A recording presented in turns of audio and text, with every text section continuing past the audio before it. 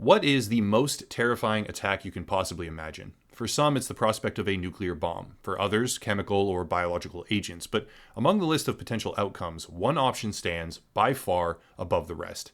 That option is an attack on our power grid, disabling the use of electricity and leading to large-scale, persistent blackouts across a large, populated area. This concept is not new, and to demonstrate precisely how damaging it can be, I'd like to examine two separate historical events.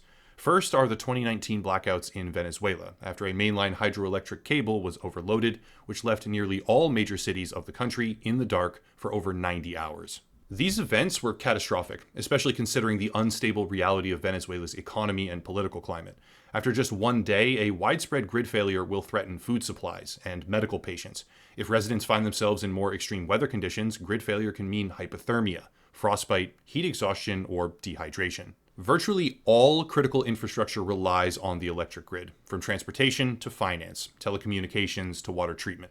A grid failure constitutes a failure at the most basic foundational level of our modern society and lives, and while 4 hours may just be an inconvenience, 12 hours is a bit of a hassle, days, or worse yet, weeks, can be catastrophic to our very way of life. For Venezuela, grid failure resulted in loss of life. It resulted in further instability and billions of dollars of damage. However, these effects were not simply isolated to Venezuela alone. They rippled outward as the blackouts began to shut down oil exports. It's difficult to ascertain precisely how much damage was caused, but the monetary toll and loss of life associated with this grid failure are staggering. For another example, we can look at the United States and a power grid failure in Texas. February 15th, 2021, temperatures in the state of Texas dipped below 10 degrees. Swept up in an Arctic cold front, the state's power grid would become strained and eventually collapse completely, as the temperatures dropped to near historic lows. Texas was not equipped for this meteorological nightmare, and over the span of 3 days, as many as 700 people lost their lives, with nearly $200 billion worth of additional damage. Over the years, events like these have proven just how vulnerable we are to a grid failure. And yet, despite this overwhelming evidence and the fragility of America's power delivery systems, very little is being done to fix it. In 2021, less than a year ago today, the Bureau of Industry and Security published a report to their website that included findings from their investigation into the effects of transformers and transformer components on the national security of the United States.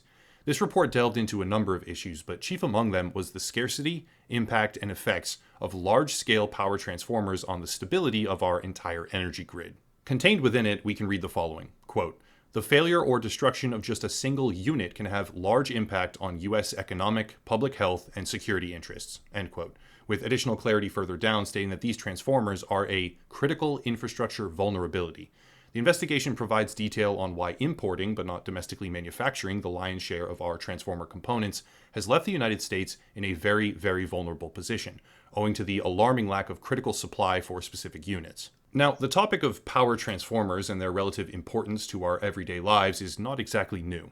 In fact, this topic has been a focal point since as far back as 2006, when the STEP program, STEP, was created, the Spare Transformer Equipment Program, which contained, quite literally, a set of guidelines to help utility companies bounce back in the event of a terrorist attack. STEP required, quote, "each participating utility to sell its spare transformers to any other participating utility that suffers a triggering event, defined as an act of terrorism that destroys or disables one or more substations and results in the declared state of emergency by the President of the United States," end quote. This program solidifies the knowledge that the United States government is aware, in 2006, that transformers are a critical infrastructure vulnerability, and yet, 16 years later now, in 2021, they are still discussing the vulnerability of these particular grid components, citing them as a critical infrastructure vulnerability. Nearly every single year, the U.S. Department of Energy publishes a Strategic Transformer Reserve report directly to Congress, and in 2012, a declassified report from the National Research Council was released, originally created in 2007, detailing that the United States electrical grid was especially vulnerable, more than any natural disaster could ever compete with, to terrorist attacks on critical infrastructure,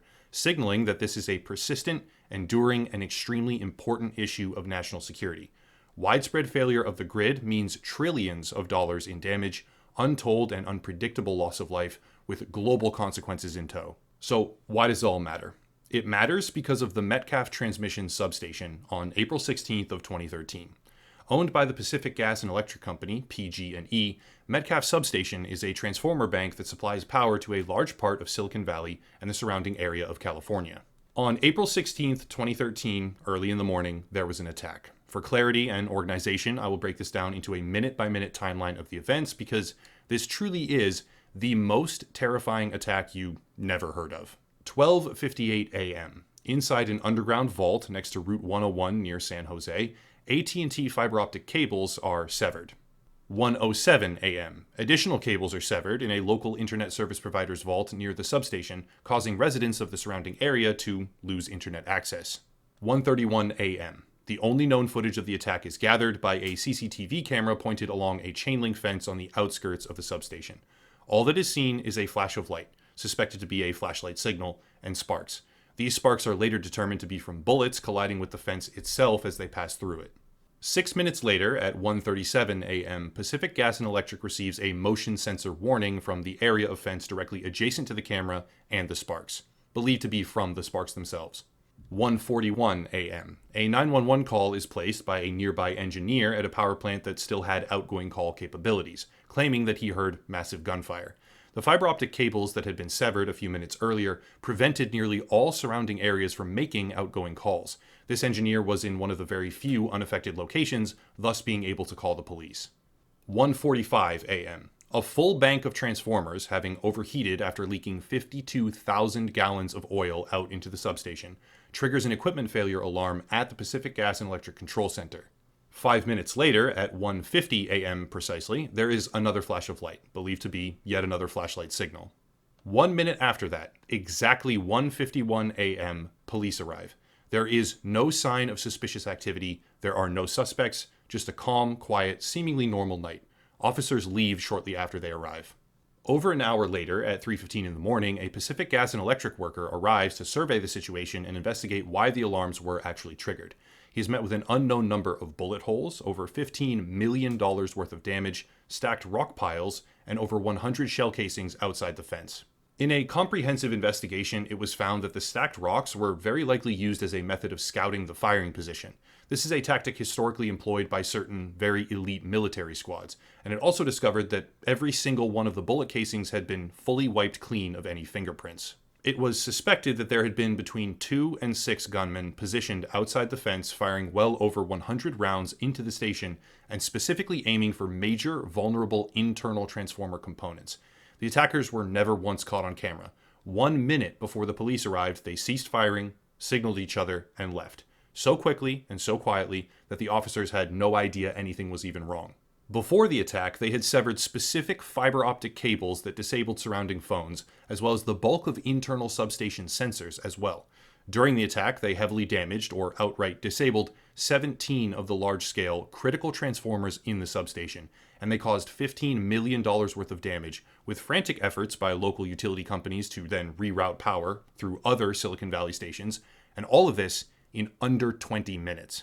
Transformers like those at the Metcalf Substation weigh up to 500,000 pounds. At the time of the attack, there were only 7 companies in all of the United States capable of manufacturing them, and the largest of those companies could only produce 10 units per month.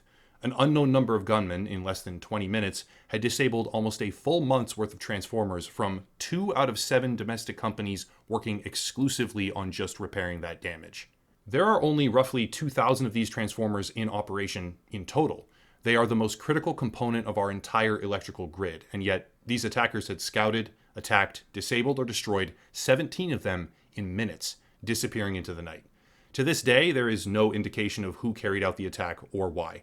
It is now widely accepted by investigators and other government agencies that this was a highly sophisticated, likely ex or current military group that worked in unison with some sort of insider presence to target internal components within inches with their weapons, after disabling hyper-focused communication cables externally. Former federal energy regulator John Wellinghoff, according to AP News, described the attack as, quote, the most sophisticated and extensive attack that's ever occurred on the grid. And security experts later speculated that even if a few additional attacks were carried out simultaneously, the results could take entire sections of the West Coast power grid offline for days, even weeks. Perpetrated at scale, the attack format and sophistication could have knocked out the power to most of the country for a period of weeks, even months. And to this day, we have no idea who did this, why they did this, or if they might ever try again. Over the next 3 years, Pacific Gas and Electric spent almost $100 million upgrading their security. The following year, a report by the Congressional Research Service on the physical security of the United States power grid references the Metcalf Substation attack 22 different times.